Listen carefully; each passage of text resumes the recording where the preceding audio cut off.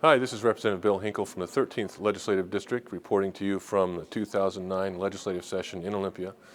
And this year, the budget is the issue. Obviously, transparency and accountability will be very important.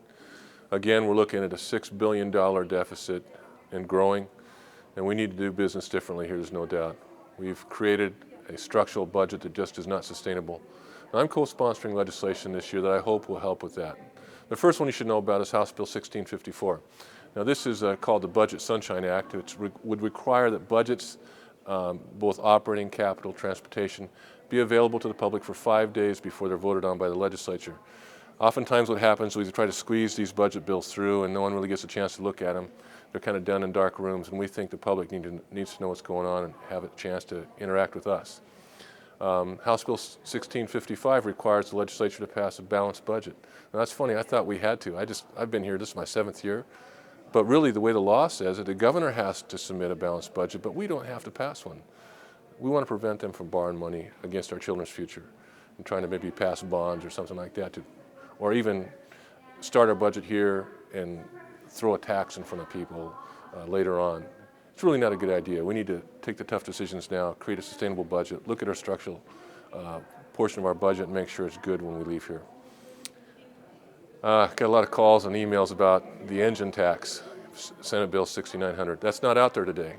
But what is it is something even worse. Excuse me. Cap and trade. Now, you've heard about the cap and trade bill. This will cap the amount of greenhouse gases emitted for energy production. They want to look at manufacturing of all types and auto emissions by 2015. So what happens is the government will then continue to roll back and limit control of distribution of extra allowances, which you'll be able to buy, and create a dangerous secondary market, we're afraid. You know, you remember the Enron thing? Well, you think Enron is bad. Wait till you see what we do with these credits for carbon. This has the potential to hurt families, jobs, and our economy, I believe. These green jobs that we keep talking about are not going to replace the jobs that right now people are losing every day. We just lost 5,000 jobs at Boeing 2 weeks ago. Microsoft announced 5,000 layoffs this last week, and Starbucks has announced 1,000 jobs they're laying off. We need to do something to help people, help businesses, create jobs. We don't need to have incentives for people to stay on unemployment, but we need to have incentives for businesses to keep employees.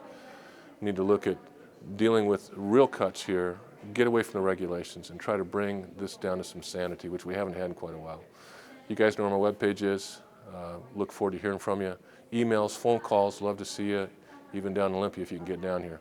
Thanks so much, and we'll talk to you soon.